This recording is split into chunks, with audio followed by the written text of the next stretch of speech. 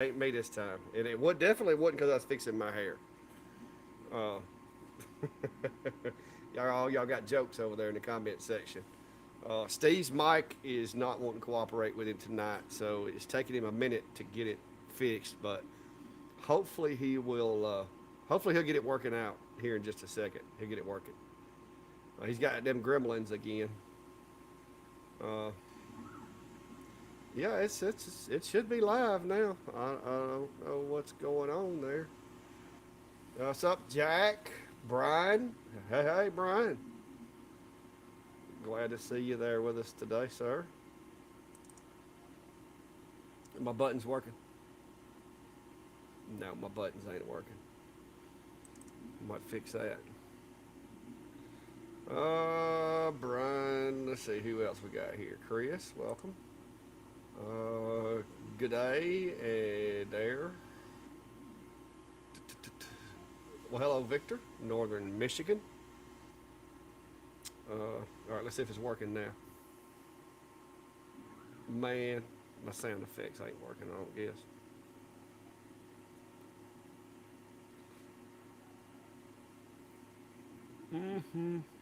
No, Brian, like I said, it's not me. It is Steve's having a little issues with his microphone.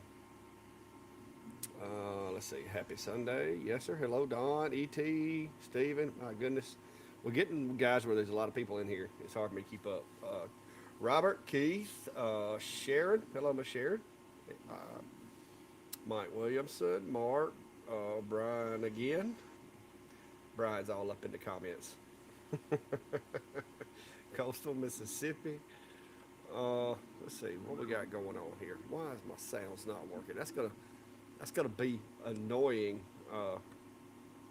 Not be able to give Brian his sound effects. Oh, no wonder somebody pushed out an update. Oh, don't you love it when people push out updates? Let's see if that works. Oh, ready for you, Brian. I'm ready for you, bro. Steve, talk to me, bud. Okay, Steve is still having mic problems. Uh, Brian, if yours is. Oh, Steve, I heard a little static just then. Mm-mm. Uh, well, I'm doing a little stainless steel burns over there. I've been working on doing some testing with that machine on stainless. Oh, I heard a little bit of static that time too. I don't know what that is, Steve, but you're close to the root of the problem.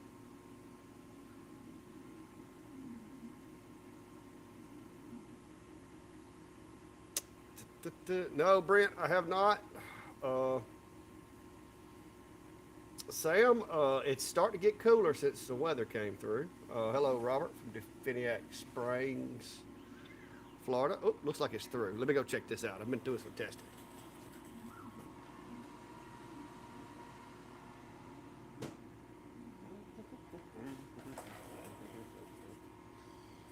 I've been playing around with stainless the past few days. Still not hearing nothing, Steve.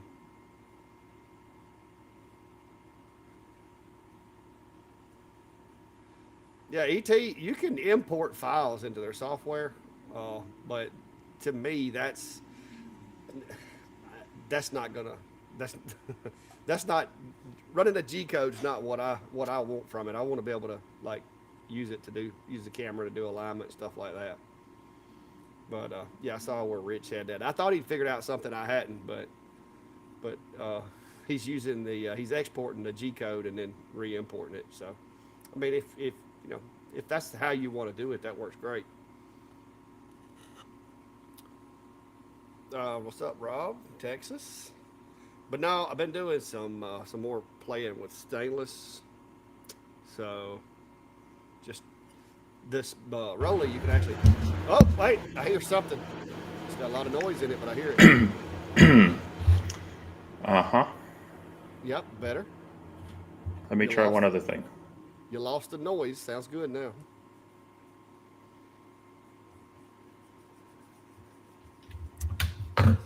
Sounds good right now.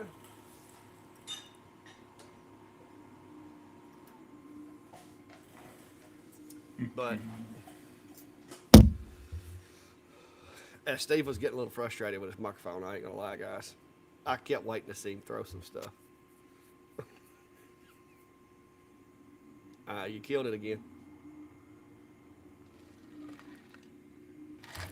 All right, we'll go with this set. That works. All right. I have no idea why these others stopped working. No telling. No telling. Let's see. I'm trying to get caught back up. I got a little behind. Bill, I appreciate it. I just did another photo. I've been working on all kinds of stuff today, guys. I have had all these little guys in here working.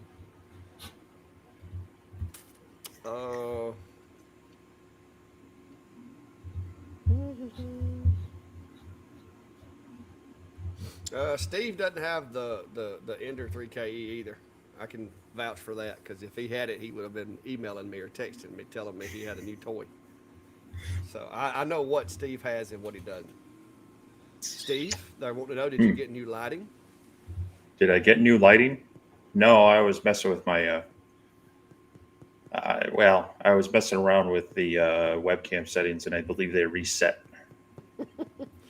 So Yeah, I tried to. It looks like I'm washed out on my preview screen, but I tried to adjust mine so that I wouldn't be as dark in here as what everybody thinks I am usually. sure. Oh, anyway, well, now I Well, have what's a new going on audio. over there? You I staying don't know. warm? I got You staying warm with your little fireplaces? yeah. Okay. I need yeah. Speaking of, I should turn that on. So now that I had this hassle of audio issues, why I don't know, but Brian, Brian said, um, Brian said, judging by the look of the video, I look warm and you look cold. That's probably about the truth of it. C's got his there you go. fireplace with him. Oh, Yeah, no, it got a little cold here. It was kind of nice. I mean, it was in the mid 50s earlier this week, and I even I mean, there's no snow on the ground. I took the chance to clean the gutters one more time before tucking the ladder away for winter. But yeah, got out here past couple days, cranked out video on the little fireplace. Of course, I have my adaptive lighting is thinking it's super dark in here, so I got to turn that off. But this was something I've been meaning to do for a little while. Finally, just took the time to do it, and it's just a little cutout, holds most of your typical cell phones, and this is in 3 millimeter. I also threw it together for 1/4 inch material and put those files out on my Etsy shop. But it does allow you to, if I can get my display to not dim on me here, basically put your phone in there and there we go, have a little fireplace going. So it basically just drops in like this. That holds it in, and you bring up your favorite YouTube fireplace channel, and you drain your phone battery so no one can call you. So perfect. Ooh. Yeah, Brandy actually liked it. She said it was neat, and but I told her you're a nerd. You're just a nerd with the fireplace. That's all I got. That's all I can say. What is going on? Well, What is this? got to have some fun every now and then. I think it's coming through my headset. I keep hearing something bumping, and I keep thinking my laser's over here going crazy. I'm cutting out ink dens. Been cutting out ink dens all day. I bet. Yeah. So how long is it going to take you to do that next batch of 50? I don't know. I got that. You see that stack over there beside the We Create? I got them. I got them cut today. They said it is you bumping. I thought it was my laser. I kept looking over and panicking because it sounded like the Acer was trying to go out the It other end of the box on me or something. it may be this microphone. Like if I It Yeah, might be that's it. picking up. Yeah, Okay. that's it. Well, I'll try not to do this too much. Yeah, I was like, oh my god. Alright, I'll just slide back. But I thought I, I thought the Acer was fixing to just like sling a rod over here or something. But it's been running all day. I need to stop it and clean it. But I figured I'd just clean it tomorrow before I start again. Because once this one finishes, I'm done for the day. But it's a sure. pretty elaborate burn. Matter of fact, let me get my thing over here. Like, I fill up the workspace with this design. So there it is right there. And there is very little scrap once I get these things cut. So, and That's pretty good. as you can see, it's at 99. Oh, it's at 99%. It's almost done. So, but it's about 30 minutes to cut all that out. But I go extra slow because I just don't want to have to be messing with these snags, and I Yeah. like for them to drop clean and make it for a tight fit and everything. Whew. Well, and especially for a project like that, where the edges are going to be seen. Anytime you have any of those snags and you cut them, now it's a clean spot instead of a nice even burn. So Yep. it's nice to have that. Yeah, sometimes you got to slow it down just a little bit to make sure everything comes out well. So, but Yeah, which I think I'm still running. I don't remember what speed I got it set to. I'm still running at 7. Usually I can run 8 or 9 with this machine, but I slowed it down to 7. I'm just like just to be sure, because there are glue pockets and knots, and it doesn't really matter on some of the sub layers. But anyway, yeah, it's been a busy day. I got to show y'all a couple of my projects, guys. Hang on, I've been working on some stuff. I got them laid out over here for you. All right, first off, this was a bit of a pain. I just want to throw that out there. That was a little bit of a pain, but I did it. I got it done. I I will be putting a video together on how I did this, and I cheated a little bit, guys, because I was gonna go current position and try to stay inside here, but I was like, that's gonna go really slow. I'm gonna have to run the power way down, and it's gonna be like a 6-hour burn. So this is actually a false bottom. I measured it, and the bottom of this thing was made out of basswood. So I had some basswood, and I made me a false bottom to go in it hmm, to fix it up. So yeah, that's pretty cool. Pretty cool. It's still a little tacky. I might need to put it back over here. And while I was working on all my other projects, y'all may remember I had to clean my kiln out this week, and I found some oak, and you won't like this oak, Steve. I mean, look how straight that grain is. You would not like this oak. But anyway, I'm generally not a fan of oak, but but anyway, this is a tree. Anybody from Chilton County or from my area is familiar with where our new Eliano's coffee shop got built. They were throwing this tree in a dumpster, and I came by and saw it, and so I rescued it. This is a rescued tree, and sawmilled it up, and it's been in the kiln now for months. But I got a piece of it out. Now you may like this. I got a piece of it out, fired up the old Jinmitsu, and I have created myself a wooden skillet. a wooden skillet. That's what I'm calling it. But it's actually, Brandy says it makes a really good pot holder for like if you're setting it on the Yeah, table or setting it on I was gonna say whatever. I was thinking it was more like a trivet kind of thing. Yeah, and she's got these like little glass domes that fit in here and stuff. So, Oh, nice. you could put like cheese or, I don't know, biscuits or something in there, I guess. But yeah, that is nothing on that, Steve, except for mineral oil. I wiped it down with mineral oil. So there you go. Nah, it looks okay. It's just oak was. Uh, there's a lot of hardwoods up here like that, and oak's one of the big ones, and it's just overused in everything up here. So, Yeah, it's not my cup of tea. This is red oak, though, man. This is good stuff. Yeah. Dale, she released it a while back. She did like a full blown commercial. So you should be able to go to my mate's channel and just look for it. Yeah. It was about a week and a half ago, I think. Right? Yeah. IG creates. Which project are you talking about? What machine am I using? Because I've run one, two, three, four. I've run 4 different machines today. Because I'm not the type to where I do every job on one machine. Oh, I use whichever machine is best for the job. Right now, over here, matter of fact, it's finished. Hang on a second.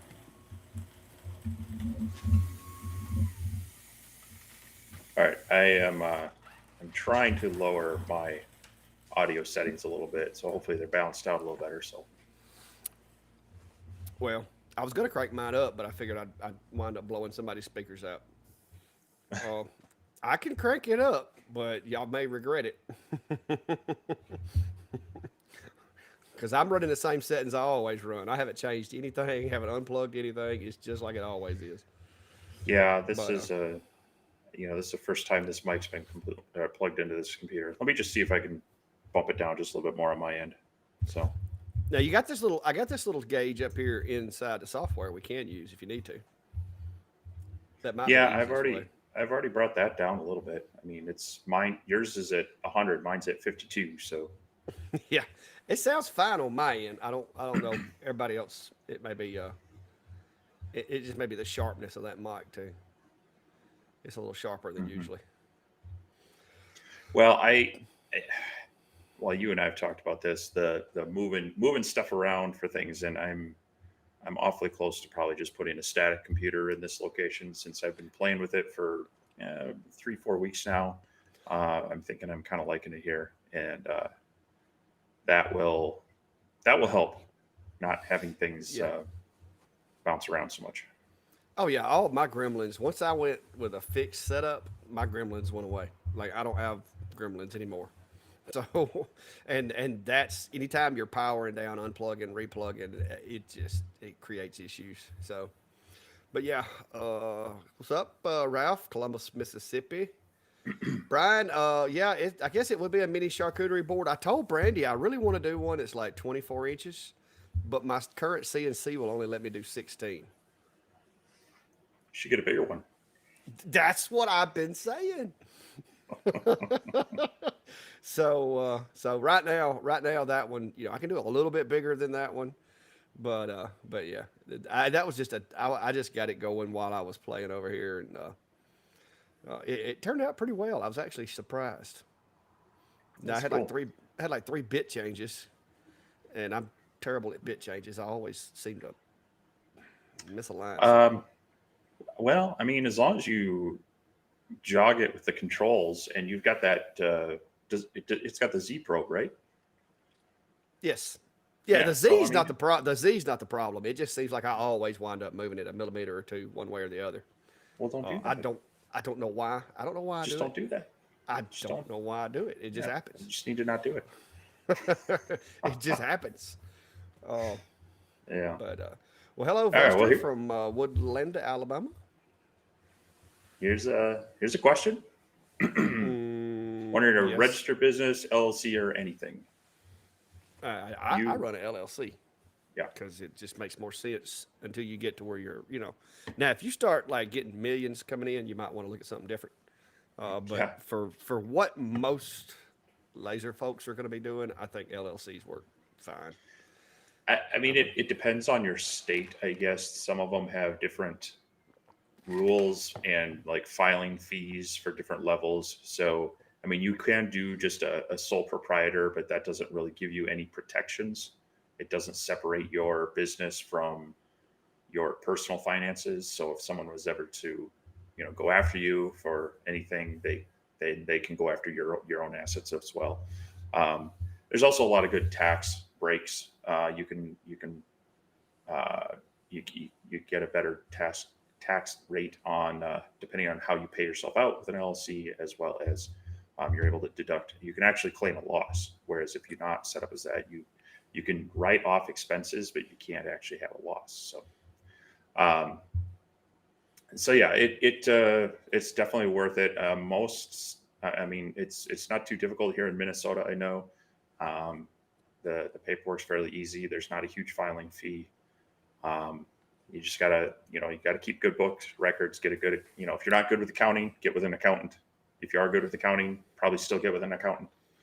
Um, and just make sure you have everything set up right. You're doing your reporting and such. Yeah. Speaking of which, today is sales tax deadline day, and I haven't done mine yet, so I got to do that before midnight. Ah, but uh, but now, luckily, like I said, Brandy, that's what she's done. Is she's running businesses pretty much her entire adult life, and so I could have just kind of got her to do everything for me, but just like with the machines, I like knowing how everything works, and so I went ahead. I did get her advice, and I went forward with it, and pretty much all the paperwork, setting everything up, I did with after running it past her, of course. And but like Steve said, there are some liability shelters that you get with the LLC versus some of the others. But and it makes it easier come tax time because basically my business is just an extension of my income when it comes to tax the way that I have to do it here in Alabama. I use QuickBooks to keep up with all my expenses and revenue and everything. Everything I do goes in QuickBooks, and I will gladly pay that $30 a month for QuickBooks to keep from having to worry about trying to keep a spreadsheet with receipts in it and stuff like that because I have an app. I just snap pictures of my receipts. It automatically detects them when they come through my bank account. It pairs everything up. All I got to do is code it and hit save. So it makes life a lot easier. Sales tax, end of the month, you just hit sales tax submission. It pulls it up, and I transfer that over to the state and send it. Hit pay. So it makes it a lot easier. It does cost money, but the thing about it is when you start a business, QuickBooks is something I use to run my business. Therefore, QuickBooks is deductible. So that $30 I spend every month is at the end of the month. I don't have to pay taxes on that money, and that will become a big issue with you once you get the revenue coming in. Is you'll be holding your breath at the end of the year like I am right now, hoping that you've been able to offset enough income that you don't get raked through the coals at the end of the year. So well, it's and something you got to consider.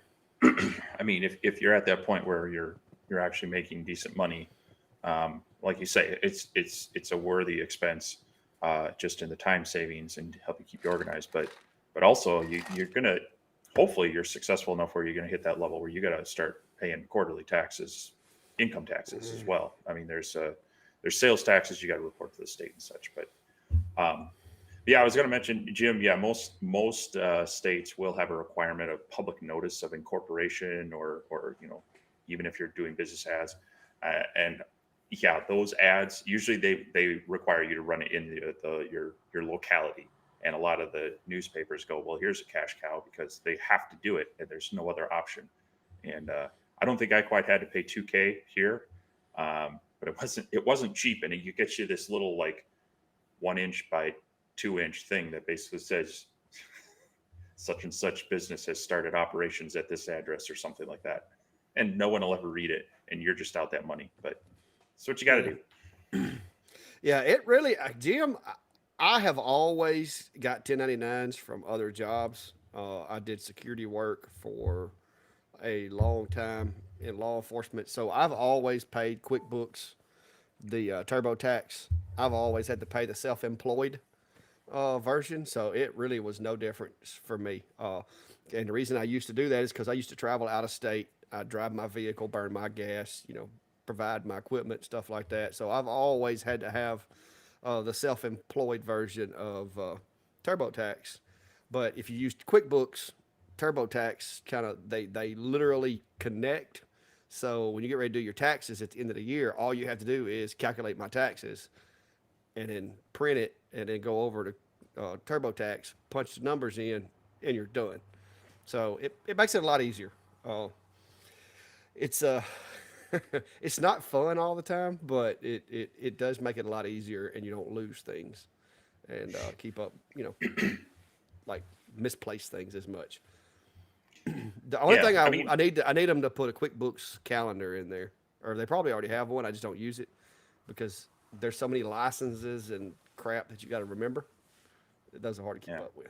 it can be when you're first starting out and you don't really have income coming in, it can be a little tough. So there are some good kind of bookkeeping spreadsheet templates out there that'll at least get you started. But both Clack and I have been down that path, and um, it's manageable to a point. You'll spend a lot of Yeah, time managing it at some point. So yeah. My first year and a half, I had a spreadsheet, and I only accepted cash. So, but when you get to the point to where you have to submit tax paperwork to somebody, or you start doing business with other businesses that want to deduct what they spend, you're going to have to do it. You're going to have, because they're going to ask for your EIN, and they're going to send you a 1099. And so at that point, you got to bite it. You just got to bite the bullet and go ahead and do it. But like I said, for about, I guess, a year and a half, almost 2 years, when I first got the sawmill, everything was on a spreadsheet. And I've still got my spreadsheets, but it came a point where I was like, okay, it's time to legitimize everything. And I had enough money coming in that I could afford to pay for the LLC and the QuickBooks and all that kind of stuff getting started out. mhm. And and hopefully it'll continue to get to where I'm making more money, and so that those business costs of doing business won't be as noticeable. Yep. Well, that's enough about taxes and business, unless people have more Yeah, I questions. know. But I was going to say this is guys. This isn't the accountant's channel.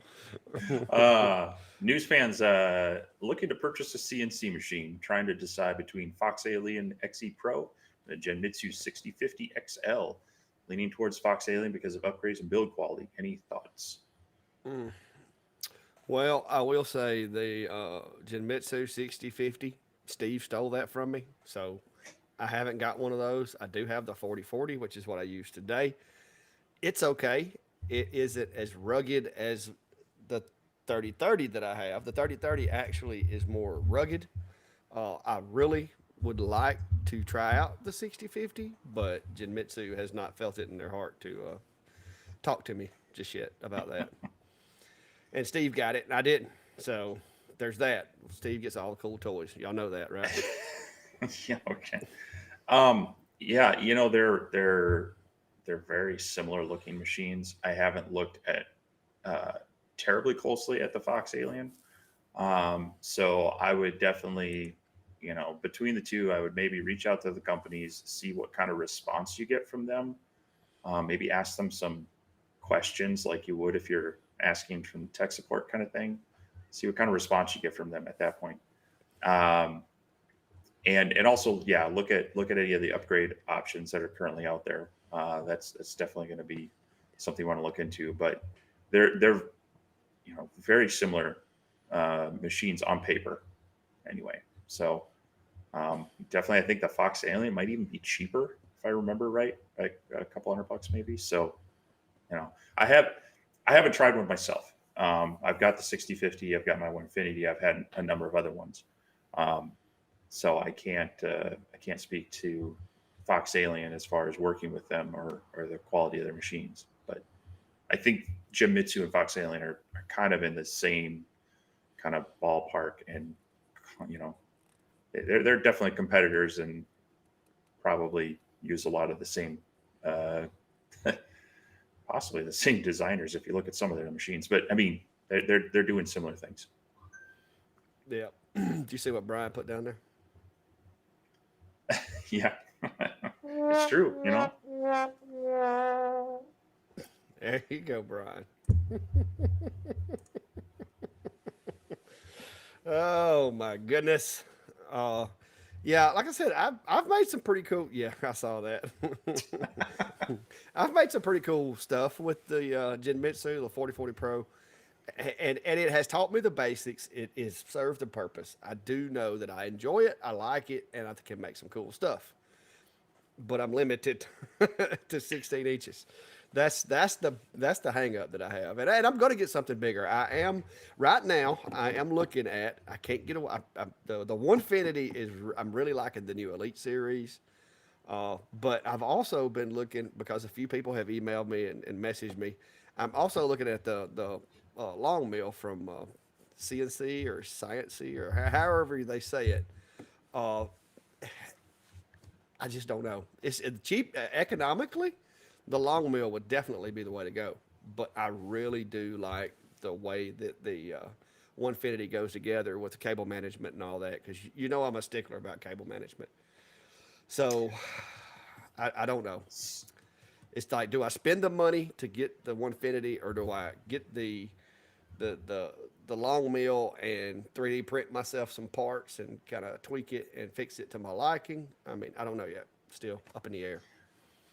Yeah. So um, they, the, I can't speak a little bit to Onefinity support. You know, they definitely seem to be pretty decent to work with. And you know, I bought their original machine not right away at the kick, you know, when they did the pre-orders, but kind of on the tail end of that. So I've had mine a while, and so far they've been really good at offering upgrade paths to the new machine. So what they do is they'll put together a kit of the parts you need, and then they'll give you a decent discounted price. They'll they'll even send you a shipping label, and then they refurbish them, and they say they're trying to get them out to some schools, maker spaces, and veteran shops and such. So um, and that's just my experience with Onefinity, and I'm, I'm I've gotten the email and the invite to upgrade mine to the Elite machine, and I'm kind of like, I'd love to. I don't have a need to, um, out of just more than curiosity, because short of just doing like you mentioned, adding a little bit better cable management to it, which they did come out. I mean, I've got an aftermarket kit. I just need to install, but they also came out with a with some pro features for their original series, and that one of them includes drag chains and cable management. So that they are good at continuing to upgrade stuff. But um, Yeah. Well, I've the looked one at the thing that pro. I've looked at the pro, but I'm just I, they keep pushing that elite, and it's not that much more money for the elite once you get yeah, into the pro. So it's just like, if you already yeah if you're buying new, that's the way I'd go. If you already have one, you're kind of like, yeah, because it's, you know, I've already invested so much in this one, that it's not. Yeah, I'd be losing a little money on that deal outside of had I not bought this one and went straight to it. But you know, I've also had this one for a while and been able to use it. So yeah. Oh, Greg, 2 sheets of 3/4 inch birch cabinet grades. What I used for my enclosure Zilla project. You don't have to go that meaty with it, but I like the 3/4 inch cabinet material because you don't have to necessarily build a framework for it, because the stuff's so sturdy that with a little bit of glue, proper pre-drilling, and proper screws for plywood, it's hard to tear it apart. So that's the reason I went with the 3/4. You can go. We actually built one the other day for a buddy of mine. I used furring strips, framed it out, and then took Luan and skinned it on the outside, because he wanted one he could carry upstairs and put in his project room or whatever in his house. And so we wanted to keep it lightweight, but yet contain the smoke and protect everybody from the light and the dust and everything. And that thing didn't weigh probably 50 pounds when we got it built. But it was made, like I said, it was skinned out. It was 2x2s framed up and then skinned out with 4.5 millimeter plywood. So, but yeah, mine was actually, like I said, mine, you're not going to be moving mine around. It is built in right, place, so it doesn't go anywhere. right, yeah, that was what when I built mine. Of course, it's not for an extended machine. It was to enclose the original X-Tool D1, and I had two goals. I wanted it to be compact, so it didn't take up a whole lot of space, and I also wanted it to be sturdy but a little portable. So Yeah. I did build it out a 1/2 inch, but it's also the size where that's completely feasible. It's well supported. It's, you know, you get that, you know, you got almost what 4 foot width on that thing, right? Yeah, it's Um, just a little over 48 inches long. so that's gonna it's 1/2 inch plywood. That it's gonna need a little extra there, I think. But Yeah. the nice thing is at least plywood's come down some. Yeah, It's because not, when I built this, I think it was $90 a sheet, and it yeah, broke my heart. But I was like, I gotta have yeah. it. So So here's a question. William's been using mostly 3 millimeter for different items, been designing, making, been ordering 3 millimeter birch plywood from X Tool. Do you have a cheaper source you can recommend? Well, depends on where you're at. Uh, in some cases, it's worth checking out any hardwood dealers around you. A lot of them deal with sheets of plywood, cabinet grade and other, and so they might be able to source some for you. But there's always some places. I mean, Amazon has a lot, but if you want a nice mixture of plywood and hardwood, Ooch Hardwoods out of Wisconsin is a good place to pick up that. They sell Baltic birch. They sell, I think, light ply. You can even get other like hardwood plywoods, and then you can mix in some hardwoods as well. So that's definitely a good place to check out. It's a nice family-run business. Um, yes, they're in Wisconsin, but I'll forgive them for that. So check them out as far as online ordering.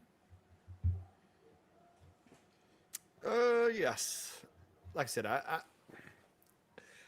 went yesterday and bought some some of that plywood from Lowe's for some of my phone holders that I had ordered, and it works. It's got little stubborn spots here and there, but it actually looks really nice when I got through with them. But typically I would use Luon, but I wanted something a little harder for those phone holders just to make sure they didn't break.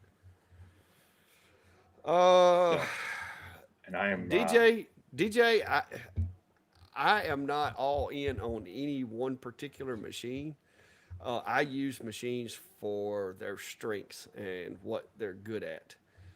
As far as comparing the S1 and the Rolly, it's kind of apples and oranges. Yes, they're kind of shaped the same. They kind of, they're in ways they're similar, but the S1, it has its strengths with the 40-watt module and the speeds that it can run, but it's not great at other things, and it's because of like I said, with if you use jigs and you use my jig kit, the S1 in my book it gets to where it's definitely a usable machine and a good machine. Before I figured out how to do a jig system for it, I never used it, like because it was just such a pain to try to get stuff positioned in the S1 that I would catch myself going to one of my other machines, kind of slap a jig in there and go with it. Now that I've got my jig system, I'm getting a lot more work out of it. But the work area is still limited for as far as height. It's because it's only 12 inches high. So a lot of the jobs that I do, it doesn't necessarily serve me well. But now for high speed, like get it done, batching things out, that wide work area to where I can turn my over travel up a little bit and run those real crazy speeds, it works good. But there's a lot of differences. You got to figure out what it is you're going to be doing first of all, because if what you're doing will not fit in a 12-inch tall workspace, then you may want to look at other machines. Even though it is wide, it's still kind of short. So, but I have at my disposal the Acer V35 extended, which is 430 by 850, and then I have the uh, longer B1 sitting over here that's 450 by 450. Then I've got the Rolly, which is right around 400 by 400. Now it's a beast, but it has, it's a little bit smaller work area. And then of course I have the S1 set up, which has the 12-inch by, was it 18 or 19-inch work area. So I just pick whichever machine fits the job best. Uh, the 40-watt, I don't know that it has the precision when it comes to engraving as some of the other machines, but I really didn't get it for engraving as much as I did for cutting, because it will cut like nobody's business as You long as know, it's small enough. I mean, uh, that's the common thing people talk about is, the larger dot size of the 30s and the 40s. And coming from someone who started on a CO2 laser with an even bigger dot size than a 40 dot diode, I think it's nitpicking. And I even tried to point that out I think when I was doing the IKEA 2448 review. Um, there was maybe some quality difference, but I think it was because I was hitting with just so much power. It wasn't so much the dot size. It was just, having more of a staining and a burning effect to it. Or I think if you dial that back, unless you're doing something on a material that is so precise, like stainless steel or tile, I don't know that if you're just doing wood, Yeah. go with the machine that gets you the burn the fastest. You can always dial down the speed. I don't think at that level you're going to miss any quality. So, No, but that's this was just kind of my opinion. hey, that was done. This was done with a 30 watt. All right, and let me see if I can see. You can see the rocking chairs on the porch and the decorations on the windows. It's kind of Hmm. hard to tell with this camera, but this was done on a 30 watt. I actually did this one on the longer because I had the other machines tied up. So the longer B1 did this one, and it done a really good job. So it's like I said, there's a lot of different machines, a lot of different. I don't really want to badmouth any of them because they all have decent characteristics. Uh, Now I will say, like I said, for the price right now and for everything you get, it's that guy back there is doing a really good job. If a 400 by 400 is what you need, uh, because the price of that machine is basically what the V35 without anything costs or did cost. I think this came down now, but at one time, the V35 when it first came out was $1,600.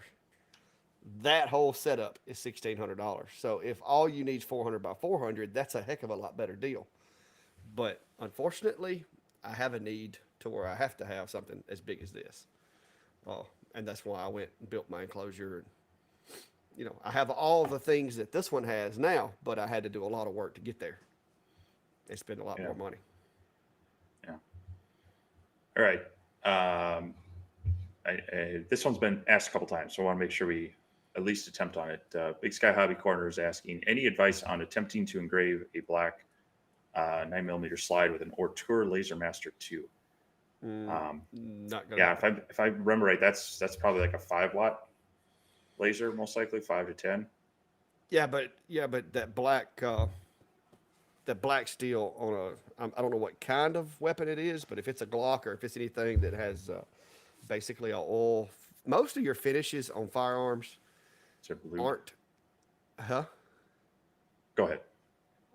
Most of your finishes on firearms are not going to be. It's just going to be like a oil. Basically, it's a tarnish. And you're not going to mark it with a diode. I don't see it happening. What was you saying? Yeah, I mean, it kind of depends on if it's like some of the barrels are blued versus there's like a coating on a lot of the slides and such tend to have more of a coating on them that is pretty tough. Um, that's yeah.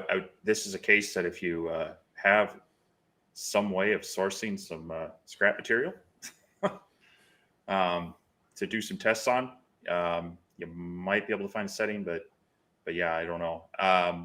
Even on my CO2 on some of that stuff, it's just not enough power to blast through the coatings with enough effect. So Yeah, if it's got Cerakote on it, or if it's got some type of finish, kind of like powder coating, maybe you could do something then. But most firearms that are black, Beretta, Sig, Glock, all those, that's not a coating. They actually it stains the steel. Basically, it's a form of oxidation that you put the material on there and it oxidizes it, causes it to turn black, and prevents it from rusting because it's technically already rusted. Somebody else asked something else. I'm trying to catch it. Oh, there you go. Steve says you've been doing a lot of painting lately. painting, I've You been did the little, what was that you did the other day? using The the turkey? markers. The turkey?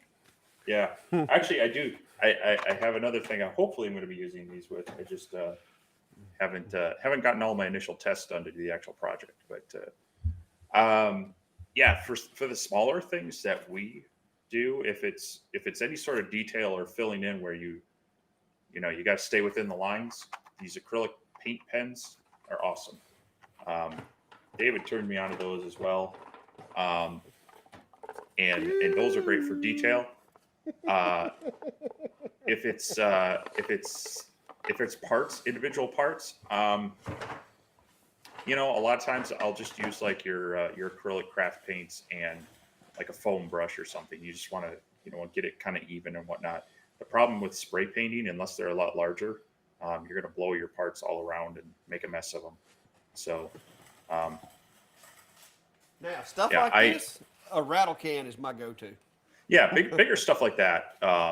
Definitely just some good old Krylon or what's the other brand? Krylon and Rust-Oleum two Rust-Oleum. times.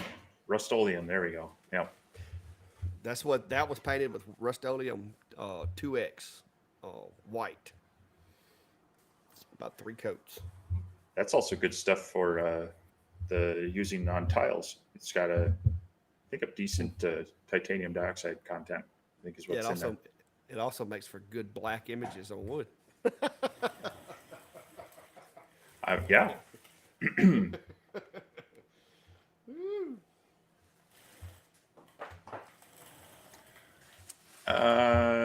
Let's see here. Did I grab the right one? Hayden is asking, my HRP20 grinds when it's homing, framing. I've adjusted the belts. Is there something else I should be looking at? Sounds like Brian was having that issue, wasn't he, too? Yeah, it's either going to be the eccentric nuts need to be adjusted, or the timing linkage that's underneath where the buttons and everything are. That timing linkage in there.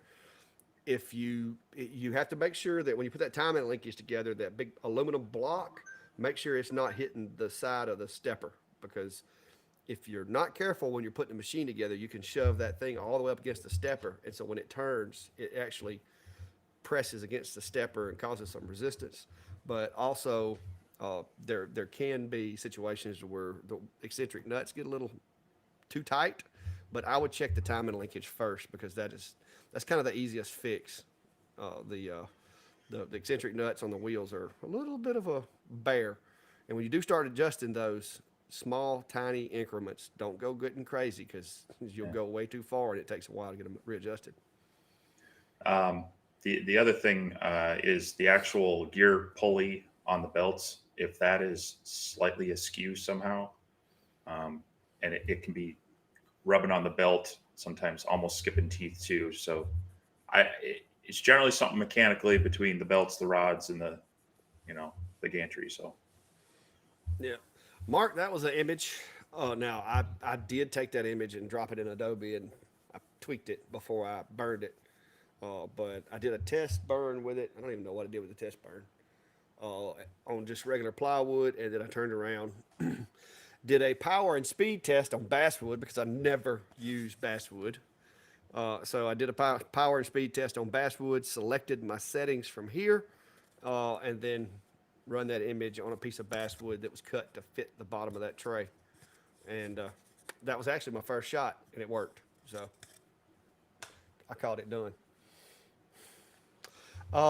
ET ET Klein asked me that same question when I was over here, when he was over or talking to him earlier, and I'll tell you, like I told him, there'll be a video on that. But it's the type of paint, the amount of paint, the amount of air assist, and the cleanup method. One thing I will tell you is, do not, when you do those on a white painted surface, do not touch it. Use compressed air to clean it. Don't touch it. If you touch it with a rag, all you're going to do is smear that soot all over that white paint, and you cannot get it out of there. So Pascal's asking about, is it normal that my dot isn't at the same spot, whether I'm up an inch or two for positioning than when I'm at 3 millimeters high? Because that's been annoying a lot, especially with small projects. I mean, it's going to be bigger, but it should be pointed in the same general area, centered on the same point. If it's moving much, then something is out of square on your gantry, most likely, or your holder. So Yeah. if I'm understanding what the situation is, if that dot is kind of moving its center point in a noticeable amount, then yeah, it's got to be something that's not. You basically want your gantry to be square to your rails, and then your module to be square to your table as well, and everything square to each other. Otherwise, yeah, you're going to have. It's considered tramming generally. You want to get everything square and level. But if I'm not understanding that right, maybe clarify and or if you can drop a quick video in our Facebook group, and we can take a look at that as well. Yeah, get some people looking I'm at your problem. interpreting that the same way that you are too. It sounds like what he says when it comes up, it goes out, which would indicate Yeah. that it was definitely not at square.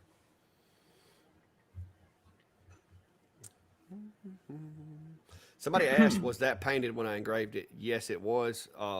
When you're trying to do a white object, that's the way. That's the best way I found to do it is to paint the material white, then engrave it, and that way, whatever is left is going to be white in color.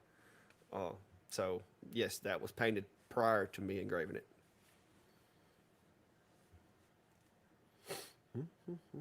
Yeah, Pascal, if you could, yeah, just take a look at that, see if it's basically perpendicular and square. If not, send us a video on the Facebook area, and we'll see if we can take a better look at it, take a better stab at it. Oh Lord, here we go again. Technically, no, it is not, according to everything that I've read and my buddies that work at the ATF. Keeping guns overnight, you do have to have a log to where you log them in, you work on them, and you log them out. But all you really have to do, even to be able to do that, is get a gunsmith's license from the ATF, which is about a $200 one-time purchase with a background check, and you're good. But like I did one today. I did a Henry rifle for a kid. His granddaddy wanted the stock engraved. He brought it by. He stood here. I wrote the text. Is that how you want it to read? He said yes, and I engraved the stock for him.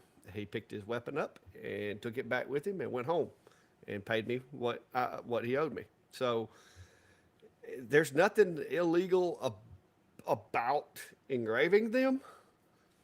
There are some things if you start keeping them overnight and things like that that get into a sticky situation.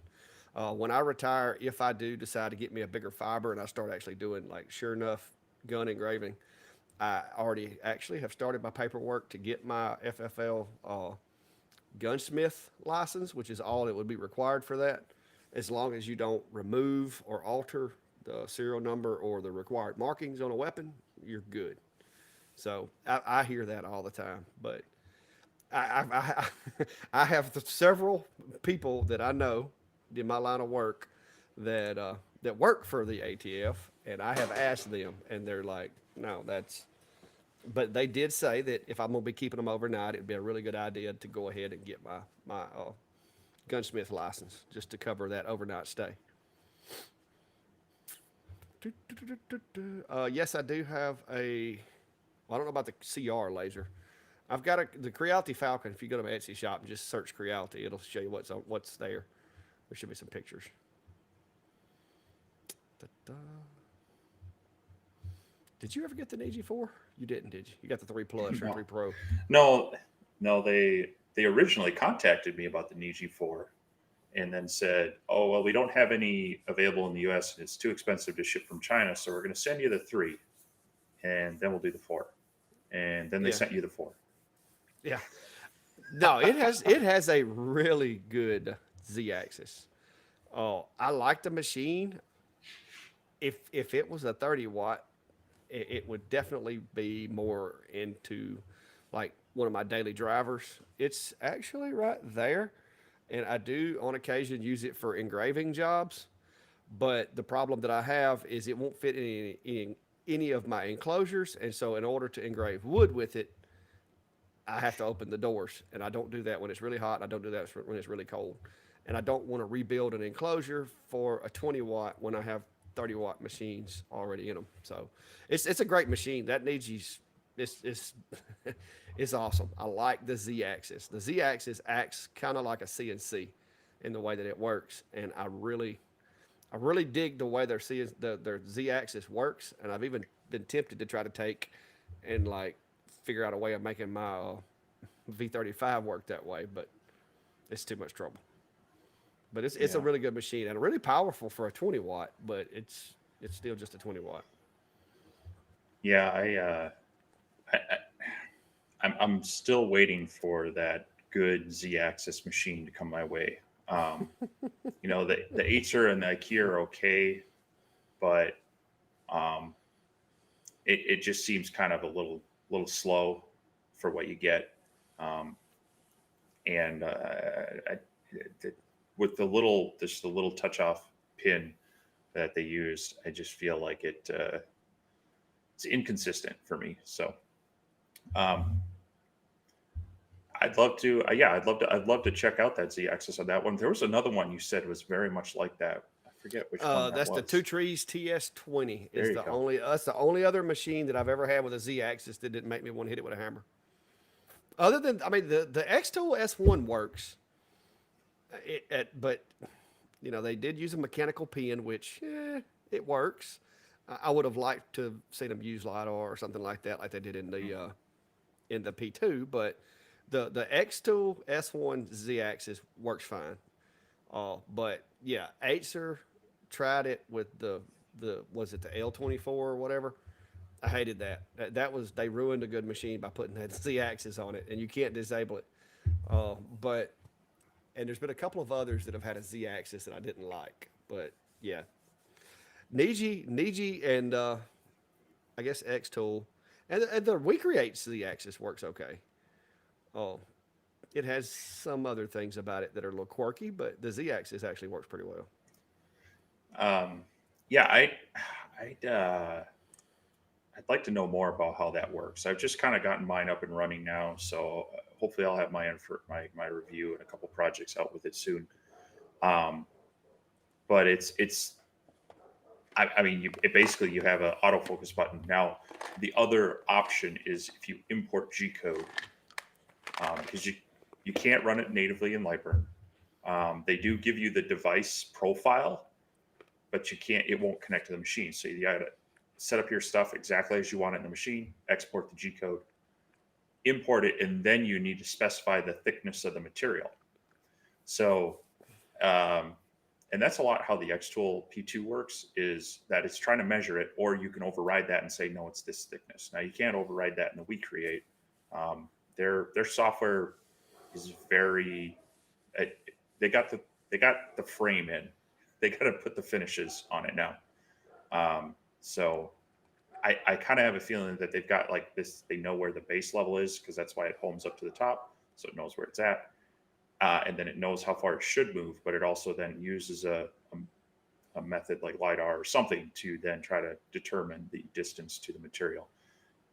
I like that I have an override on the P2 that, because sometimes it'll measure it and say, well, it's 3.2 millimeters. I'm like, nope, I measured that. I know it's 3. So I manually, override it. Whereas the WeCreate, I'm just trusting it took the right measurement. Yeah, Jack, I had a buddy of mine reached out to me here a while back, was building, he had his paperwork to build his, and that was one of his things he had to have before he could assemble it, was the serial numbers, which have to be 3 thousandths deep. But luckily, the com marker was able to put them in there at about 5 thousandths deep. So, and it was actually coated. I think it had Cerakote on it, but we got it done with the com marker. So that's the only serialized stuff I've done. And he had to have his trust put on there as well, because when you have a trust like that, instead of just a serial number, you have to have the name of the trust engraved on the lower one. You put it together. Yep. Brian, just wanted to remind you, Steve, do not leave your fireplace unattended. Well, like I said, this one has a real nice auto cutoff feature. It just means you won't be able to take any calls. Yeah, Gray. That's why we always put Steve on the top. Uh, that's why we make him look on top, because I got my monitors are stacked. I don't have my monitors left and right. My monitors are stacked on top of each other, and so when I look up at the top monitor to check any of my stuff up there, it's like I'm looking at Steve. So yeah, that's why we always have Well, to have him on top. If he's on the bottom, it looks like I'm just staring into space. Oh, now that's just messed up, man. Ooh, you look a lot. You look like a paler down there. Well, Mike, if you're looking for something to play with metals and coins and stuff like that, I will say the com marker's done me a really good job. The B4. Now that little laser, the little purple thing they sent me, I wasn't really impressed with. I'm sure it has its place for like people with limited space and limited work area, but yeah, com marker. I still like mine. You're still working. You haven't broke it yet, have you? Not yet. No, I I've got some things I want to play with on it, so hopefully we'll get that dragged out and work a little more. It's just been it's one of those very specialty things that when you have a use for it, it is super useful. Um, but as just a kind of curiosity thing, if you don't have a plan how to use it, it's one of those things that's going to kind of sit around a lot. So I think that's but the price of them is why it's kind of a little bit of a, people think twice before those. But I know a lot of makers that they like to add like a brass coin into their woodworking projects, and then they can engrave it with that stamp and they inlay that. This is a perfect device for that. Making those challenge coins and other things for people. Another good reason. That's going to be a question for you because you get all the cool toys, and I don't have an F1. Actually, yeah, I don't believe you even need the. I don't know that you need the Galvo license for it, but yes, it does work with the F1, and most of the features are there. The one weird the weird thing for me is with batching out items, is that every time you go to run a job, it's going to default back to the blue laser instead of the IR. And so if you're trying to do metal items, you have to remember to go in, hit the button. It's like the macro buttons in Lightburn. You click one of those, tell it to go to the IR this time, hit start, and then it defaults right back again. So that's one of just the oddities with it. But other than that, it does work very well with the F1. I am using a monstrous. I wouldn't call it a desktop or a laptop. You can't set this on your desk. My PC weighs about 130 pounds. Oh, it's a beast, but it is a stationary computer. It is definitely not a laptop. It is massive. It's like And like an engineering machine. well, it's actually a computer forensics machine. It was Well, long story short, back about 10, 12 years ago when I got my Secret Service certification to do computer forensics. I was on the Secret Service Innocent Images Task Force, where basically I worked computer crimes, internet crimes, child pornography cases. I did a lot of phone analysis and computer analysis on most any kind of case, cell phone plotting on homicides, rapes, arsons, whatever. And so this machine was the machine that I used for that. And when I decided to get out of it a couple of years ago, the machine was by then obsolete because those things, like technology evolves, processors and everything, video cards, everything evolves so fast that it was no longer usable. So when I told the Secret Service that I was getting off the task force, basically all of my equipment was deemed surplus. I got to clean it up really well because it had some stuff on it that I couldn't bring home. Put new hard drives in it, and I repurposed it because it's too good of a machine to throw away, but it's not up to snuff to do what it was doing before. We actually have a new guy that does that now, and he's got a brand new system that's twice as big as this one. So that's my machine is not like any machine you'll have. When it was originally purchased, it was a very, very state of the art machine, but that's been 14 years ago. But it still works. I just can't run Windows 11 because the clock speed on my processor is not quite enough. But anyway, yeah, that's where that come from. Because people are always asking me, especially people come into shop and they see it, they're like, "My gosh, what is that?" it looks like a trash compactor, but it's not. It's a computer. But it does have a RAID. It's got a total of like 8 hard drives in it, like 100 and what's it? Crap, I don't forgot how many gigs of RAM it's got in it. I think it may just have 64. No, I think it does have 128. But anyway, it's a beast. more than enough. Oh yeah, it'll run anything that needs to be ran.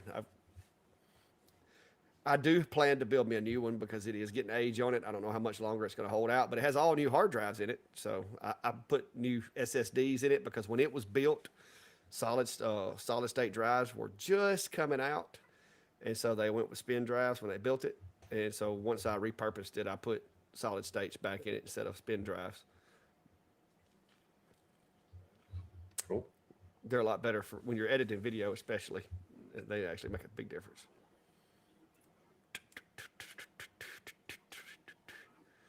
Let's see here. All right, how long have we been doing this? An hour and 5 minutes, guys. If you hadn't, please hit the button down there. Steve's trying to hit his stretch goal of 11,000 subscribers, and I'm just trying to get as many as I can get. I ain't gonna lie to y'all guys. I'm greedy. I want as many as I can get. The more, the better. I'm not gonna stop, even if I get 21,000 before the new year. I'm gonna ask y'all for 22,000. So that's just the way it works. Well, I mean, I won't turn any down either, but you know. See, I was meaning to ask you, what'd you get me? What I get you for what? Yeah, what'd you get me? For your goal?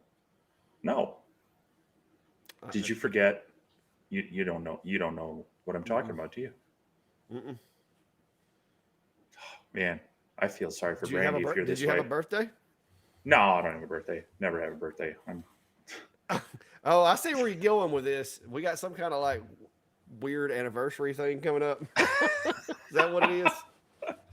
That's well, what it is. It's between last week and this week, but we've been doing this for a year now. Really? The lives? Yeah. Wow. It was beginning. So we've beginning done of 52 December of these things. Yeah, it was beginning of December last year that we kind of started doing the weekly Sunday night thing. You know, other Yeah, than because kind of that the first random. week it was like me, you, Chris, Brian, and who else was it? There was like 4 of us in here that first week, I think. So it has gotten a lot bigger. Oh wow! Oh, really? Oh of man! Brandy, in front of my friends. Come on now. Y'all know Now. Y'all know I'm bad with numbers. All right, so now, is it is it worse to forget? Is it worse to forget your wife's birthday or your anniversary? I have never forgot her birthday. It's on Christmas. Well, You can't forget it. That didn't answer the question though. And I married her like 2 days before my birthday, so I wouldn't forget that one. So you're kind of smart there. Yeah. Yeah. See? No, our anniversary is 3 days after Carla's birthday. So if I miss the birthday, I won't be forgetting the anniversary. All right, I've seen this question twice. I need to check this. I gotta find it. Somebody asked me, and I don't know who it was. Oh, ET. You changing the subject. Well, I'm just trying to get this one before I forget. She says, "Well, there's that one time." It's up there. Did I forgot? Well, I ain't gonna argue because I may have forgot it. I do get busy sometimes. But yeah, we are gonna change it. Off to the next subject now. Where's that band button at? No, I haven't cleaned it yet. I probably need to. But I haven't run it in a little while. It's been sitting over there because I've been busy doing everything else. But I am planning on trying to put together a little bit of video of it for if somebody don't beat me to it, so that just kind of show you how I go about it and how nasty mine got. But hopefully it hasn't gotten real dirty because I have been running the air assist religiously. So,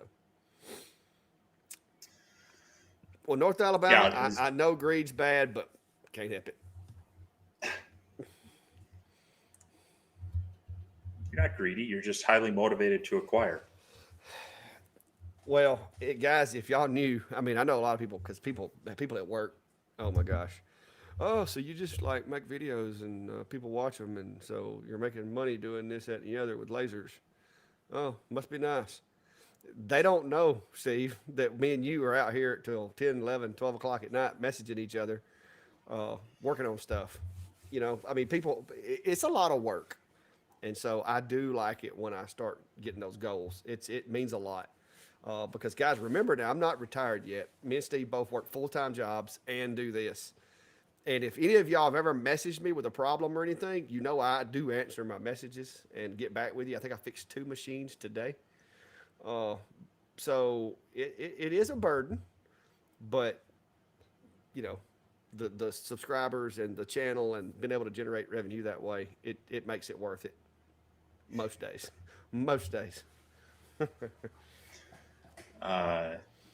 Yeah, no, it's a lot of work, and uh, because on multiple ends. I mean, I want to put out good information. I try to be complete about the information and anticipate questions or concerns about things. So, that takes time, and you know, the you get done with all that, and then I'm like, okay, now I have to edit the darn thing. So yeah, there's a lot of time and effort into it, and that's why it's great to have people commenting, liking, playing with files, things like that. It at least then feels like you're doing it for a reason. So um, yeah, it's there's a lot of times that something comes in and you're like, oh cool, like it's like Christmas, but now you gotta like, okay, I gotta take all my notes, I gotta do all the work, I gotta get the cameras going. So it takes a little while to actually get to play with it sometimes, um, but yeah, I mean, hopefully we're continuing to put out good content for everybody. I mean, there's a bunch of you here tonight hanging out with us, so um, that's worth it, I guess. Yeah. Somebody And was asking. the question about the glasses. Did you? Those are the ones you recently got that do both. Nice. These are the OD6s. Now they're dark. Don't get me wrong, as compared to the ones I used to wear. Like these are for 450. These are for both. All right, guys. Those are for fiber. So like you got fiber, 450, both. Fiber, 450, both. So I don't know if I could have wore these like this. Maybe I mean, does that looks about the same darkness, doesn't it? Uh, sure. But they're the same glasses. These are the ones that are rated for the fiber. These are the ones that are rated for 450. And this is my newest pair, and these do both. That way, I don't when I'm working with both machines, I don't have to worry about which pair of glasses I have on. But now these things, you better have good lighting in your shop because these things are dark. But they are OD6, and they have it. If you can see it, they have it etched right there around the top. And they actually fit the range of both machines. Yeah, and if you want some of those military issued safety glasses, Steve's got some of those. Hey now, I believe they're called BCGs. Yes, I was trying not to Um, say that. yeah, I eventually outgrew my prescription, so Carla finally got me to throw them away. Pascal's asking, do you ever burn from higher in order to get bigger dot and go faster? You can go out of focus. The only time I usually run out of focus, and it's just because I, I don't know why, is like on glass to keep from cracking it. But other than that, I usually try to go with focus unless I got one of those pieces of wood that doesn't cooperate, then I may go out, a couple millimeters. What about you, Steve? Yeah, well, generally it's not so much that I'm wanting to go faster, but sometimes you can play with that to, um, you spread out the power a little bit more, and on certain woods that'll darken it up without going so deep. If you add too much Yeah. power to it, it burns down before it necessarily darkens enough. And so that's one time that you might want to defocus a laser a little bit. And then technically, if you're doing a vector engraving, yeah, it could complete it a little bit faster. You could spread out your line interval a little bit. So, but that's not usually the reason I do it. It's generally just playing with the material. You see this comment?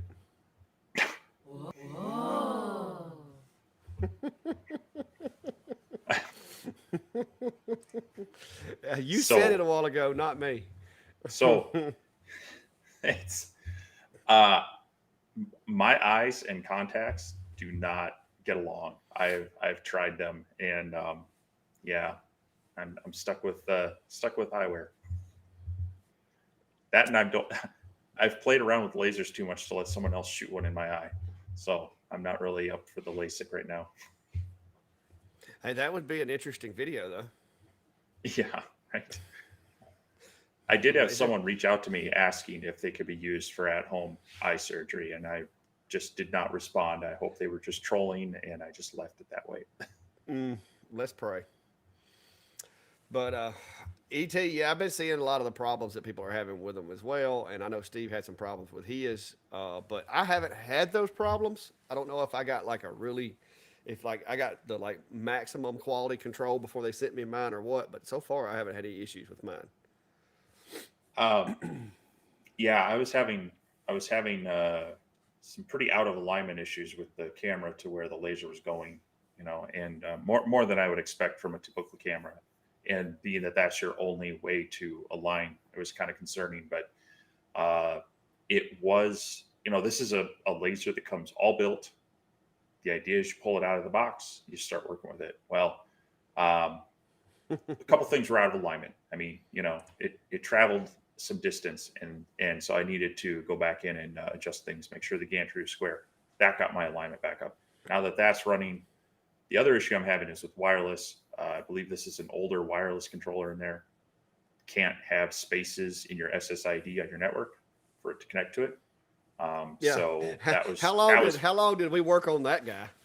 oh, that we was just yeah, that we was frustrating. So another so yeah, now that that's working, it's been pretty consistent. I've just started working on some tests. There's a lot of things with the software I'm not keen on, but it feels a lot like when Xtool came out with, what was that program, laser something, Laserbox Basic.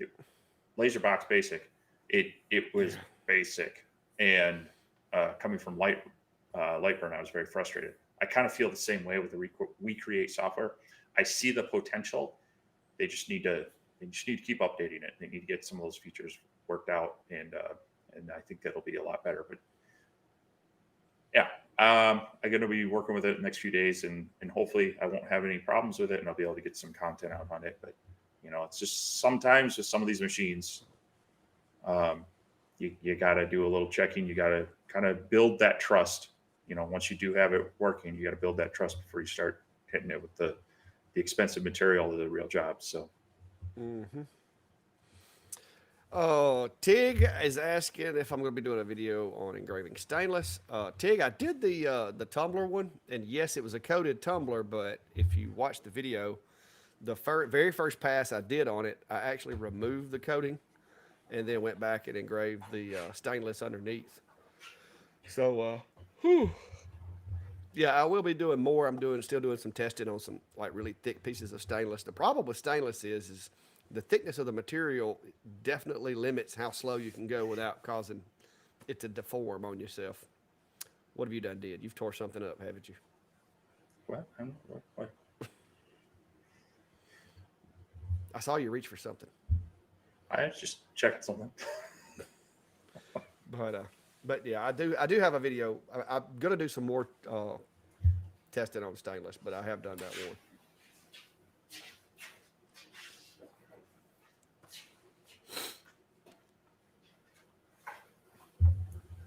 Someone was saying I needed an extra log on the fire.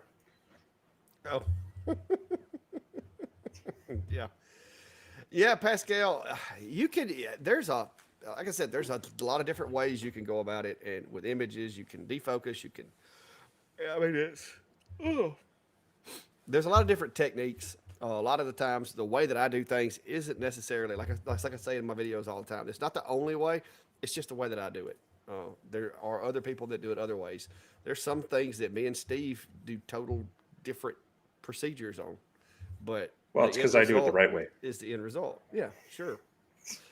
Well, that's why you got to keep your coin around. That way you can flip it to see who's right. And guys, I don't know why, but this coin always lands on the fact that I'm right. I don't know, but it always does. I saw you made one the other day. Yeah, I'm trying to remember where I put it now. Wow. Mm-hmm. It ain't gonna do you no good if you can't find it. Well, well, I don't know.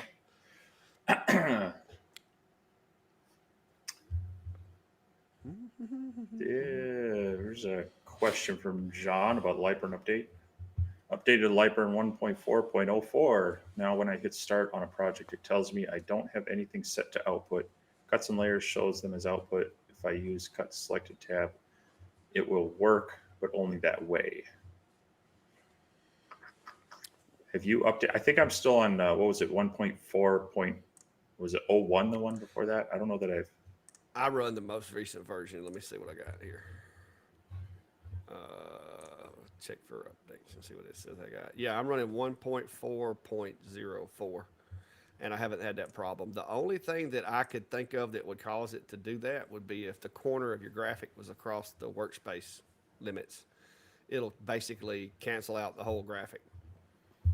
So you might want to check and make sure you don't have something that's hidden or turned off that's outside the work area that's grouped with the other objects. Here, I'll use this coin. Yeah, but that one's always going to say you're right. Yep. You are shorter, you have to jump higher. What? Dave, you are shorter, you have to jump to get the higher things. Brian, I don't know that I'm necessarily short. I am over 6 foot tall. Now, Steve is part Sasquatch, so he's a little bit taller than I am.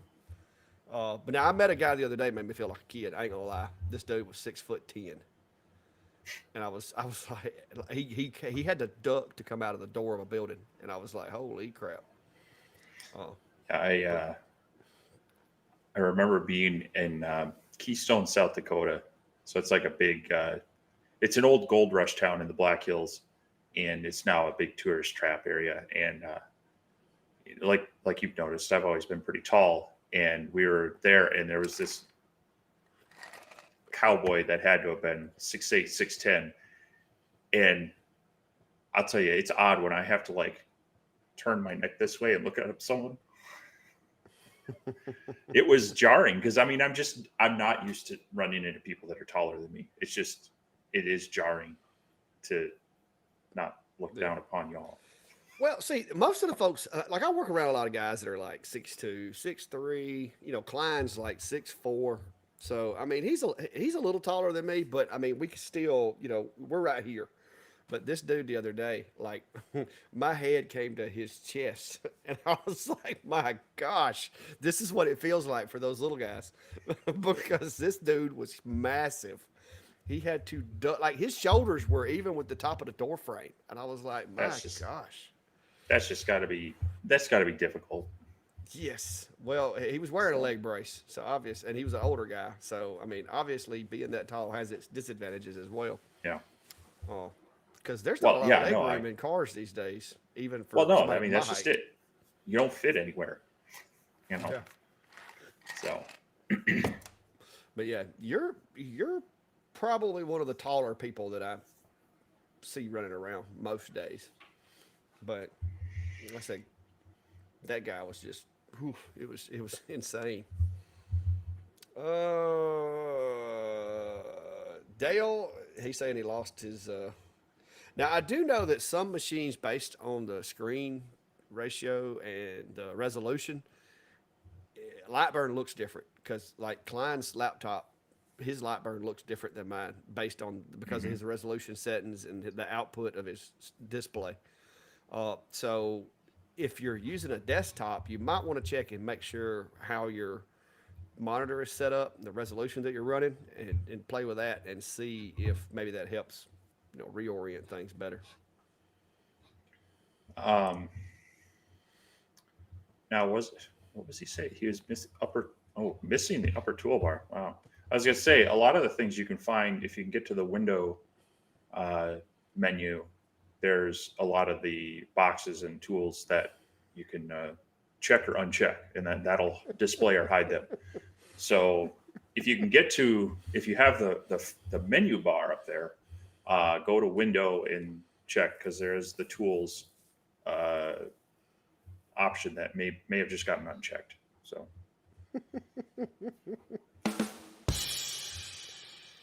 There you go, Sasquatch. Yeah, he is a little Sasquatchy. I really would like to see Steve in like a ghillie suit, like a brown ghillie suit, walking through his neighborhood because people would think they'd saw Bigfoot. We should get him. Uh, You should do a short in a Bigfoot costume, that walking through could your be neighborhood. that could be dangerous. Oh, see you, There are Gray. people. Have a good one. We have I live just a couple blocks from this place called Rasmussen Woods, and it's a big city park that's got trails through it. And they, because we are at the confluence of a couple of river valleys, we get a lot of deer that funnel in through those, and they get too much, and so they have to thin the herd, and so they do a deer hunt in there, bow hunting. So I don't know that I'd want to walk around in a Yeti suit with bow hunters freaked out. Yeah.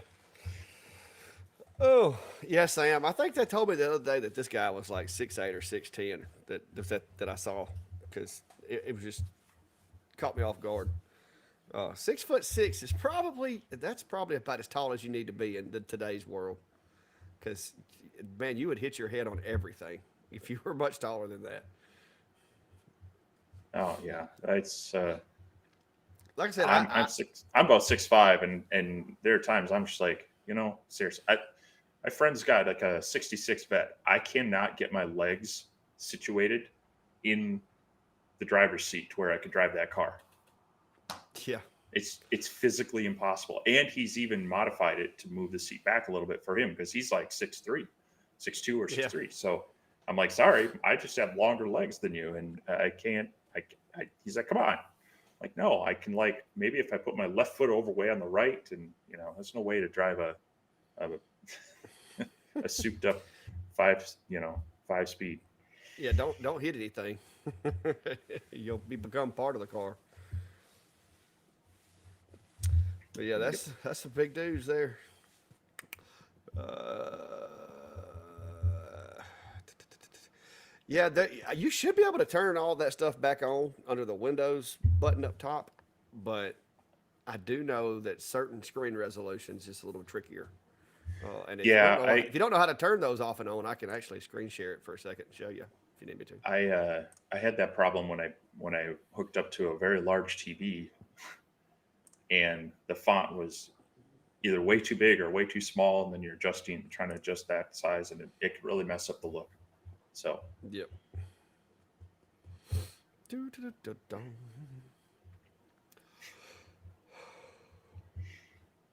Oh, man, it's getting tired and yeah. yeah, you keep that I yawning can't going. help it, man. I need to get it moving around a little bit. What's up, Eddie?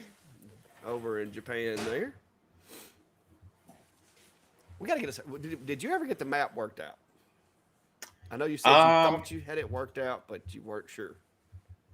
yeah, I gotta look at that. I think I had it worked out. Oh, I was trying to get it to where it would automatically update, and that's where I couldn't get it. So, Oh, um, okay. I got you. I do have. I mean, we could play with it. I do have a Google Map set up, and then I have like a Google form that people could drop in, basically like city, state, or country, locale, and name or nickname they want, and then it would start populating this map that we could post. So let me see if I can find that real quick because I might have that form Yeah, like I said, out there. I would really like to get it started, but Ah, there there's it got to is. be somebody out there that does that. I don't know how much it would cost, but we're going to have to look into that. Um, A yeah, I lot mean of this one people. just requires me to refresh it every so often for Yeah, them to come out. But I know I put my name in it because I think I was like the number 2 spot. all right, if we want, I mean, I can drop this out there. I mean, if you think it's doable, like if you think it'll work. We'll run this as a test. If you wanna, you know, play with this, it's you know, I wouldn't say put your exact address unless you want it out there, but as long as if you want to put your location, um, you can. So I will drop that out there, and I'll bring it over on my YouTube channel as well. What this will do is populate a form that then I will have load into a Google Map to display where all the listeners are and such. So, Yeah, that would be cool. Especially if we could get like a lot of people participation in it eventually. Once we get it, to where it's working. I hope it's not too labor intensive to move them over into the map. no, it's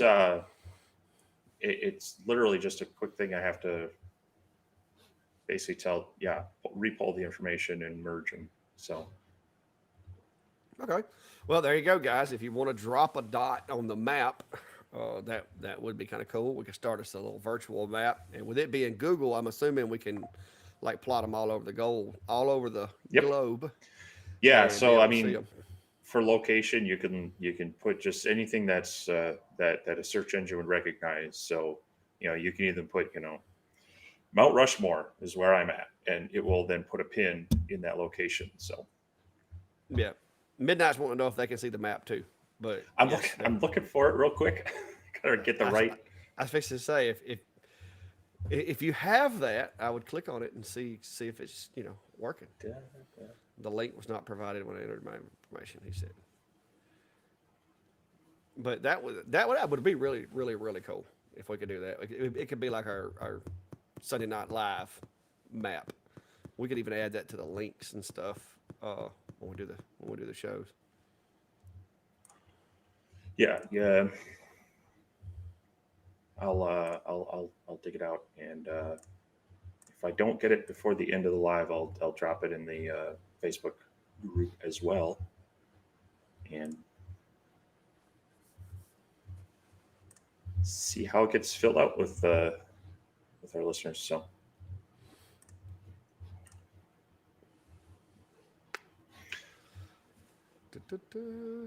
so you're working on um, those ink dens. How are you doing on other Yeah. jobs? Gonna stay caught up Uh, for well, I things? got three. I got three stove covers built today. I still got to stain them, put the handles on them, but I was too busy playing with my wooden skillet that I didn't finish that. So, but just you know, mostly caught up. I wouldn't say caught up, but I mean I'm not behind. Let's put it that way. I'm kind of on target to get everything done. Hopefully. Z hide extension.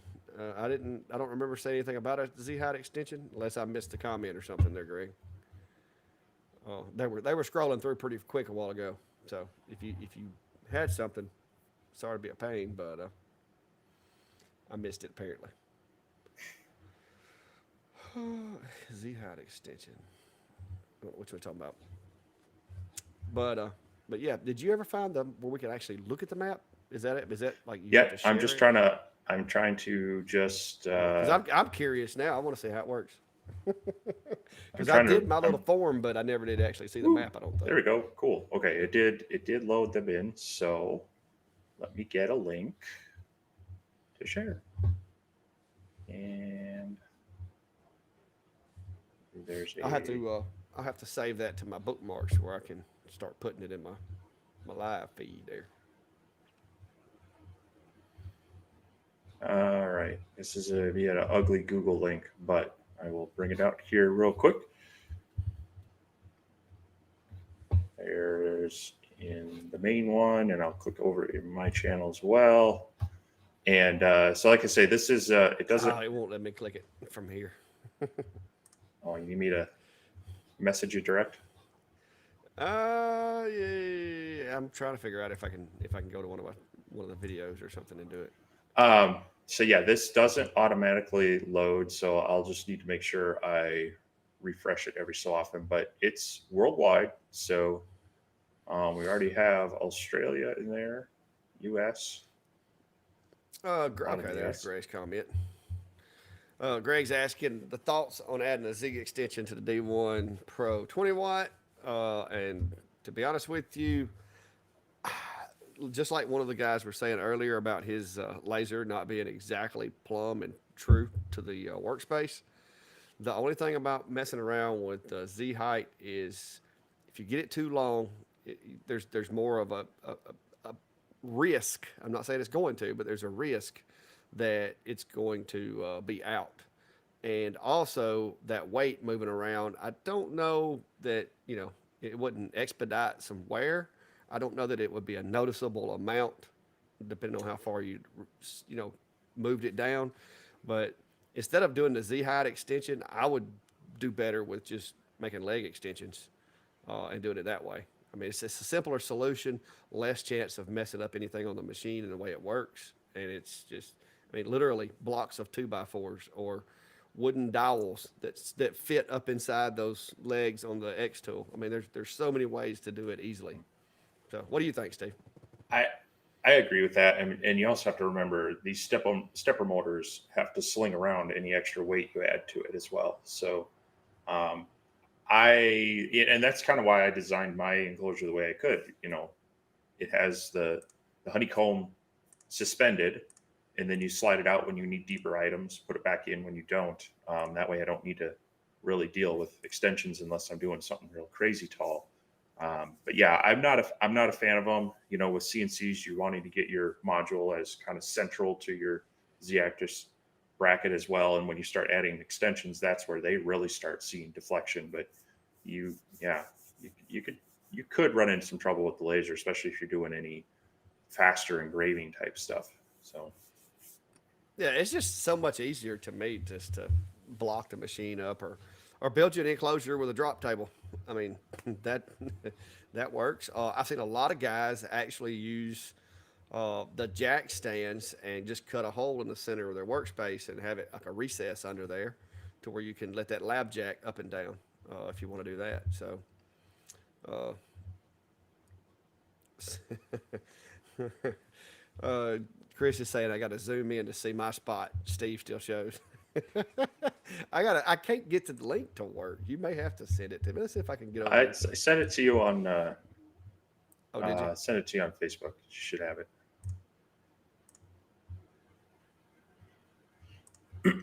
But Let me get into my Facebook. yeah, Uh, I've even had people ask me if my enclosure uh, wow. balances or works with extended legs, and I'm kind of like, well, that's the design, is to not have the extended legs on it. Oh, So, Steve's got a red dot. well, I put both of us on there as uh, hosts, so you're yeah, supposed to be orange yeah. What it because is there's a blue one. There's a blue one that uh that's huh. kind of got me blocked. You Well, can that's see it. You can see it when you zoom down to a certain point. But yeah, that's what yeah, it is. There's a blue one that's right on top of me. Who is that? Let me see. that's Somebody you. they like right in. No, there's somebody right here in my neighborhood. That's you. That's the one you submitted after I put in the manual ones. Oh, okay.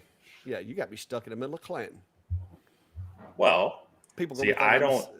people gonna be thinking I'm a I city slicker. okay. I've been to Clanton. You're not city slickers.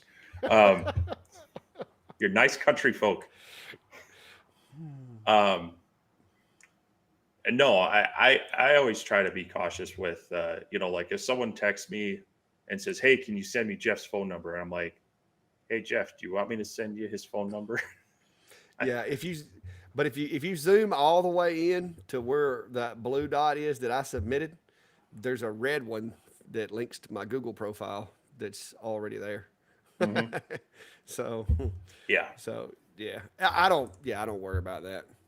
If somebody wants to show up here and cause trouble, hey, yeah, just make sure you're dedicated. Make sure your affairs are in order. That's all. I mean, I might save this. This is pretty neat. I like that. Good job, Steve. Good job. yeah. Like I say, I need to remember to refresh the data every so often. We'll save this to And my bookmarks. That way I'll have it.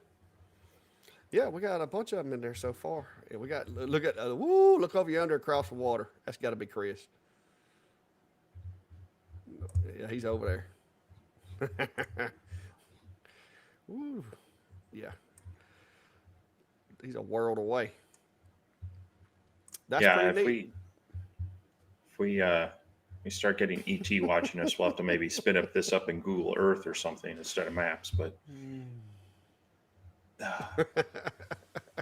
Brian said you could send give Onefinity my phone number. I wouldn't mind. Brian, I've had people. I've actually had people tell me, "Oh, you got to be careful. People can find you on the internet by this and the other." And this guy sent me a random message from a random Gmail account, and I replied back to him a picture of him cutting his grass in his front yard that I found on Google, and he was like, "Okay, point proven." Because I told him, I said, "Dude, if people want to find you and they know how to use the internet, you can't hide these days. I mean, because it's just you can't. I don't care who you are. You can if you have an internet presence of any kind, you can be found in about 5 minutes using public information. So it's just you know, in my opinion, thinking that you're hidden is a false sense of security. And I know a lot of people use PO boxes and stuff like that, and that's cool. You know, especially if you move around a lot, you might need a PO box. But I've lived in the same spot for almost 20 years, and every felon in this county knows exactly where I live. So, you know, it is what it is. See, I was hoping you'd scroll in and see that I placed you on the geographic center of Alabama. Oh, did you? It's either that or it was Nails by Tara and Mullane. So I figured I'd go with the geographic center of Alabama. I hear you. I have been accused of being a city slicker a couple times. By who? Well, hey, Brian, I actually had a customer come by today, and of course, y'all know I got two 70-pound German Shepherds that work are on my perimeter security team. And he wouldn't get out of the car. He's like, hey, these dogs are looking at me funny. I'm like, you're good. Come on. They know you're supposed to be here. But no, Brian, actually being law enforcement is probably a plus for most folks because I have to maintain a really good image, and I can't get in trouble or get arrested or anything.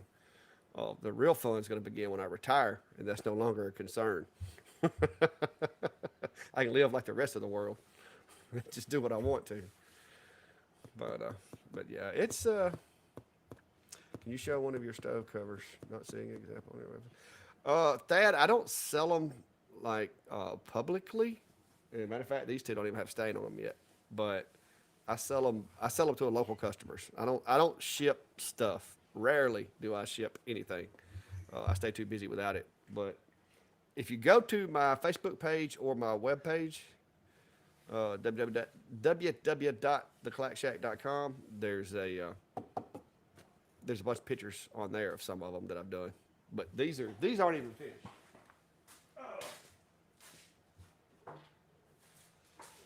These are straight out the laser, and I got to put together, but they have no stain and no handles on them yet. So.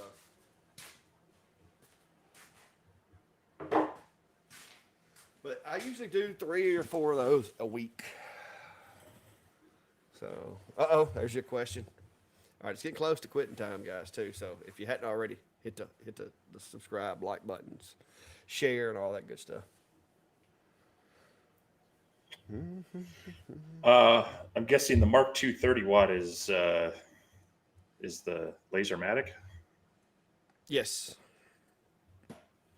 Well, if you're looking at cutting and etching acrylic, you're going to be much happier with the CO2. Well, the Thunder, I think is it the Thunder 50-watt CO2 or is that the RF? Because they have the it's a different way of producing the CO2 beam. Yeah, that but thing. It'll still do it. Yeah, both in speed and also in ability to cut, things like clear, cut, and engrave clear. This was done on the P2. Having a CO2 is going to be a big bonus over a diode. You can do some diode or some acrylic with diodes. They're going to be more of your darker, opaque colors. As you get into the lighter colors, it's going to struggle a little bit, and then translucent clear. Good luck. Yeah. Most likely not happening on most of them. But I actually had the opportunity to sit on a sales call the other day for the new Bolt, and they were saying that the resolution of the Bolt using that new RF setup that they're running is actually closer to the resolution of a fiber than it is a standard Wow. CO2. She was saying like 10,000 DPI with it, and because they were saying because the the the guy at CSC Trophy, Tim, the guy that I did. Matter of fact, the gun that I did today was for Tim because he didn't have a way of doing it. He's looking at getting a new machine, and he was kind of on the fence between a fiber, or I mean, the Thunderbolt or the what is it, the 24 Thunder 24, the smaller CO2, and that's what the lady that was at Thunder. I was standing there with him when he did the conference call, and she said that if he does acrylic, that he would like the Bolt better because it has such a higher resolution than the traditional CO2 that they sell because of the mirrors and the way that it works with the RF. It's just, she said they're getting a lot higher resolutions out of it, and so that's what he went with because that's a lot of what he does is those, like the awards, the acrylic, like really thick acrylic award rewards. So yeah, I was impressed with that. I told her I was like, you could feel free to ship one over and I'll try it out and let y'all know what I think about it, but she didn't fall for it. Well, if you don't Uh, ask, they can never say yes. I don't have a P2, Brian, and you knew that.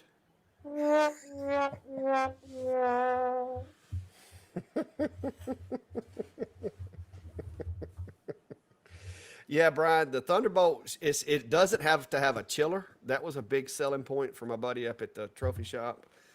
She said it does not have to have a chiller. It works on a standard power supply, and it has less mirrors and stuff to maintain because of the way that it's kind of the way it's set up.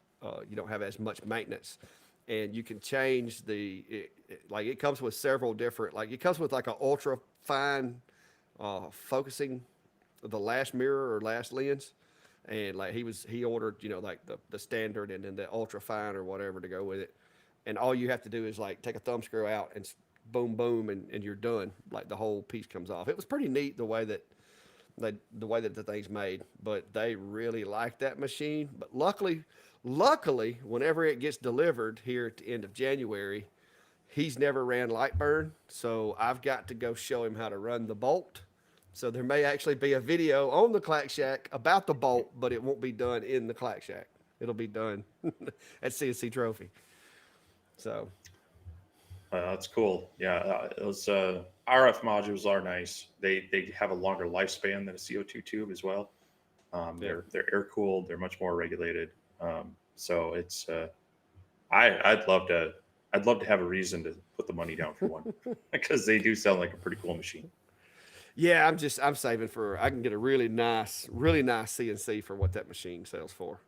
But luckily, since Tim doesn't know how to use it, somebody's got to go train him up on Lightburn. So I'll be the guy getting to set that thing up with Lightburn and do the test grids and all that with it. So I'll try to take you guys along. I told Tim that he's going to have to be in one of my videos so we can get that done. But yeah, I'm Very as cool. excited that he's getting it as he is. I think.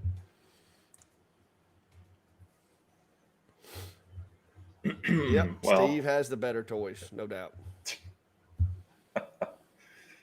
uh, Except for this, he doesn't have one of those yet.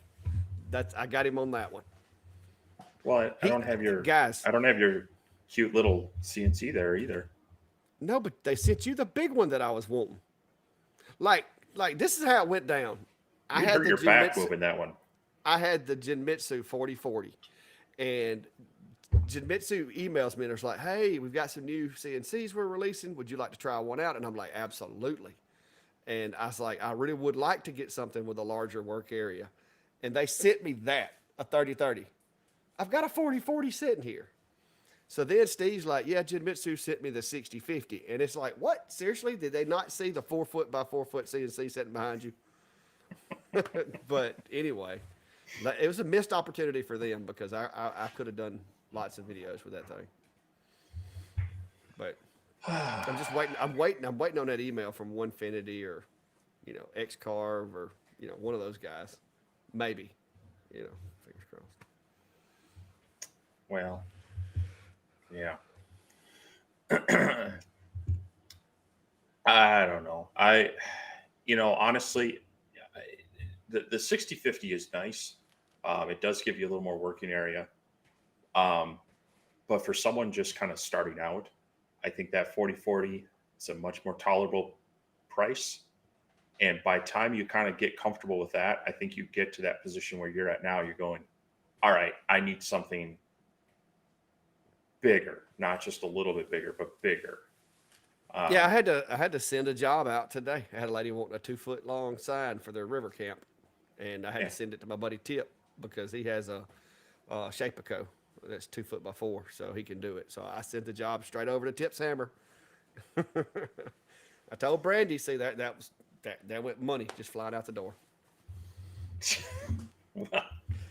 ET, I haven't got any Valentine's stuff yet.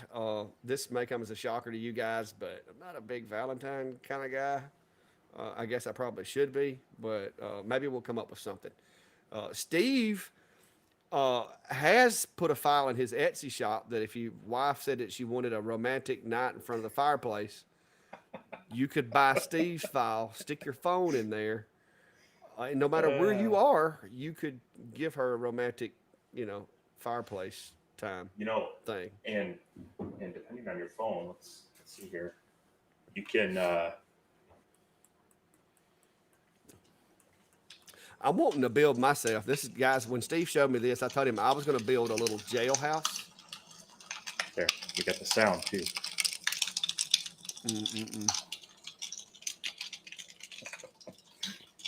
I'm going to build like a little miniature jailhouse, kind of like what Steve has there, but I'm going to play Steve's videos in the background, and it's going to be like Steve in jail doing woodworking. I think that would be funny. That would be cool. But so Brian, you're saying that I need 30 Onefinity name drops before they'll notice my video? Is that what you're saying? Onefinity? Onefinity? Maybe Well, one day. Maybe one day. ouch. Eddie says he just ran the first test job on the 4040 Saturday night. Went to the emergency room Sunday morning. Those bits are sharp. I hope it wasn't. Ooh. Hope it wasn't too bad. Those bits can be sharp. Eddie, you didn't put your finger down near the spinny part, did you? Don't do that. You do not wipe things off of the spinny part. Oh, yeah, stay away from those. Ow. Yeah, little dental picks or like a nylon pick or whatnot. Those are nice if you get little clogs in the bits or need to do anything. But I've done that where I've accidentally bumped it. Yep, I know because I've bumped those things. You especially get a clean bit in there, fresh bit. Shish kebab sticks are your friend. They're cheap. Yeah. That and toothpicks. They also make really good dowels. They can, yeah. Eddie, that's Steve's latest file. He did a video on that thing. He tricked me with it. He sent me a picture of it. I'm like, what in the world? I didn't know it had a phone behind it. But he puts his phone back there. He tricked me with it when he first sent me the video. I was like, man, that's cool. How in the world what did he like buy a 5-inch LCD screen and put in there? But it just didn't register. It was a phone. Yeah.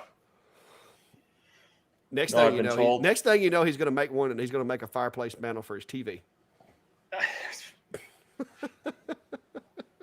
Yeah. Then you just might as well make a normal one. A couple of people have made comments that I got to do like the old console style TV thing next. So you can watch the YouTube videos to that. So I don't know. Maybe I'll have to play around that design here as well. Eddie, no, wait a minute. Hold on. Craig's wanting to know, and you may have to answer this one because I have no clue. What's the largest stepping motor, Chuck? The X-Tool P2 will drive. Without digging into the controller on that, I don't know. Stepping motor, yeah. No, Are you asking about the rotary tool itself, or actually swapping out your stepper motors on that, Craig? I'm not 100% sure. I haven't looked too closely to see if they're stock motors and if there's extra room in there, if you're looking to actually change out the steppers and such. But ET said you should make one for the iPad too. well, that's been asked. I mean, it could stretch it out. The iPad tends to be a little more square though, so that'd be bigger. You definitely have to go with 1/4 inch at least on that. So Yep. And Jody says that you've also could sell that thing as a Barbie house accessory. yeah, oh, people, people can Hey, buy I them, made a use them little how they tie. see fit. I actually had to make a little mouse door the other day. I mean, while we're making little small things, A mouse store. it's a door. Yeah, a woman actually wanted this to where she could put it on her wall, and they Oh, put little okay, tiny they put gotcha. little tiny hinges on it, and she had a like a I guess it was like a static cling of a mouse, like a little mouse head, standing behind the door. So when you open the door, you can see the whole mouse. Oh, But yeah, cute. so anyway, that was another thing that I've made. Of course, my phone holders, those things have been selling like crazy. Or well, I say selling. My wife's giving them away. But anyway, I did sell one. I got one I got to deliver sometime tomorrow. All right, guys, it's hour and 56 minutes, and I'm old and tired. Been working all day, so any last little questions or things that you just got to know? Go ahead and hit them now. Last call. We're gonna have to get out of here. Well, Steve's Brian, running out of hopefully they're the firewood. double hinge, kind of like on a restaurant door. That way they can just push it open.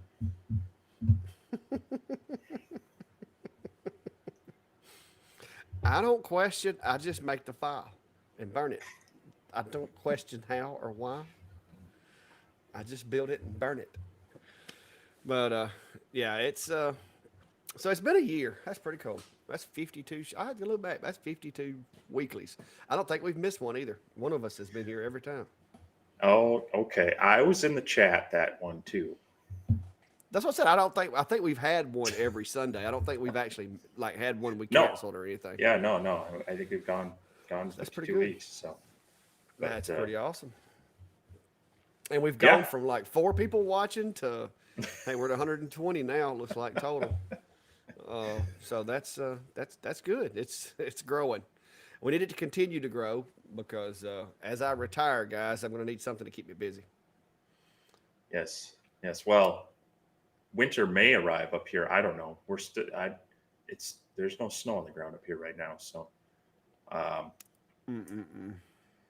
but normally in winter I need something to do. So, Brian Clyde's down there in the comment section. I guess he finally got here. He said he was going to come in here earlier, well, but all right. anyway.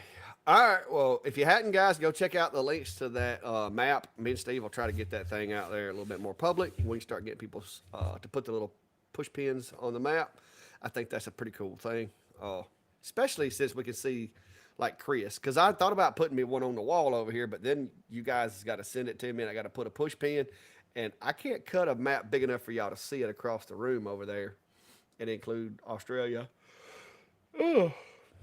Japan, what is the other places? Sweden, Newfoundland, all these other places that people are from that watch the show. So I think the digital map is the way to go. Besides that, we are kind of a little more advanced than paper.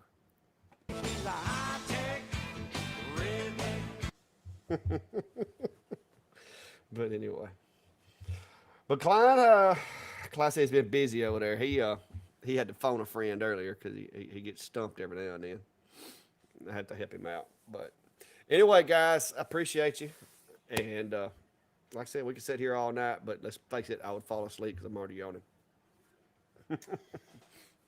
Yep. So, yeah, I'll get the map information out into the Facebook group. We already have, it looks like about 49 or 50 entries on there, so that's really cool. And if you haven't followed either of us on Facebook or Instagram, um, Clack's been streaming some on Twitch as well. I know Pedro was just mentioning that. I don't know if you've got that going tonight or not, but Yep. all that helps out. Appreciate everybody just checking out the videos, hitting the dropping a comment on the video, even if it's just like, hey, this is cool. All that's it feels good for us, but it also helps the whole YouTube, Facebook algorithm saying, okay, people are paying attention to this, so we'll share it with more. So appreciate all the support that way. Hope you're all getting your projects done for the holidays. I hope everybody doesn't get too behind if you're doing business, that you got some orders coming in, but you get them done, and eventually you'll get a chance to rest. But we'll keep going through. We'll be hitting these through the holidays as well.